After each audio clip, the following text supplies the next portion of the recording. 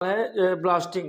Blasting जैसी समस्याओं से लोग हमेशा इस बात से डरे रहते हैं कि हमेशा कभी भी ब्लास्टिंग होती रहती है। इससे क्या है, दीवारों में जो दरारें आने की संभावनाएं दिखती है, उनको डर रहता है कि कहीं दीवार टूटकर हमारे शरीर पर न गिर जाए और इससे काफ़ी हमारे ऊपर प्रभावित होंगे। लोग हॉस्पिटल में पहुंचने पर मजबूर हो जाएंगे। इससे क्या एनसीएल प्रबंधन ब्लास्टिंग जैसी समस्याओं पर क्या विचार नहीं करती क्या?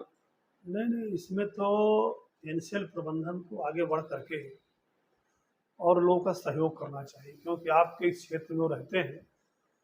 और अगर हमको लगता है कोल वेरिंग एक्ट में कोल माइंस के नियम में भी ये बात शामिल है कि अगर हमारे ब्लास्टिंग से या हमारे कोयला खोदने के दरमियान कोई भी हादसा होता है तो उसकी भरपाई कोयला मंत्रालय और उस कोल विभाग को करना होता है।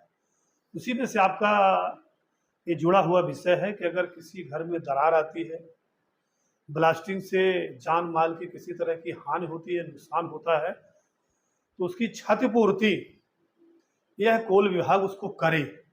यहाँ के जो अधिकारी बंधु हैं, जिस प्रोजेक्ट के अंदर यह ऐसे वारदात होते हैं, वह प्रोजेक्ट अधिकारी वहाँ पर उसके समीक्षा करके उसकी जानकारी ले करके और कितनी नुकसान हुआ है उसकी पूर्ति करने का उनके पास भी प्रावधान है, नियम है, उनको करना चाहिए। आप देखेंगे अभी ब्लास्टिंग को लेकर के हमारे जिले के एसपी और कलेक्टर महोदय एक मोरबा थाने में बैठक भी करी थी और उसमें एनसीएल के अधिकारियों को बुलाया गया था।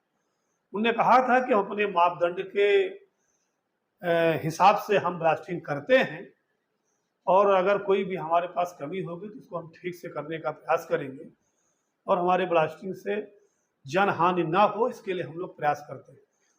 तो ये उधर से भी चर्चा रहती है, हमारे जनप्रतिनिधि भी, हमारे भी नागरिक, हमारे सिंगरौली जिले के प्रबुद्ध जन भी इस विषय को लेकर चिंतित हैं।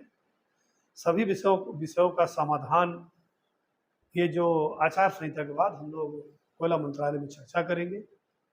ब्लास्टिंग तो करेंगे ही, कोयला वो निकालेंगे ही, क्योंकि वो भी उतना ही आवश्यकता है, क्योंकि देश को बिजली की आवश्यकता है, कोयले का निकलना भी यहाँ पर आवश्यकता है।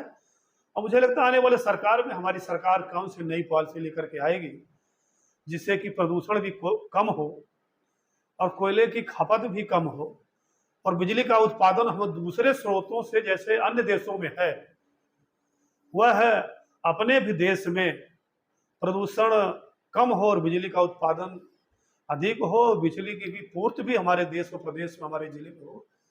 उसके लिए मुझे लगता है मेरी केंद्र की सरकार आगे आने वाले समय में पहल करने वाली है और उसे और पहल कर भी रही है। आप देखे होंगे आज हर जगह बड़े बड़े होटल और घरों में खुद लोगों ने सौर ऊर्जा के माध्यम से बिजली प्राप्त कर रहे हैं और यही कारण है, नहीं तो अभी तक कोयला और बहुत महंगा हो जाता और कोयले की मांग बहुत ज़्यादा बढ़ जाती।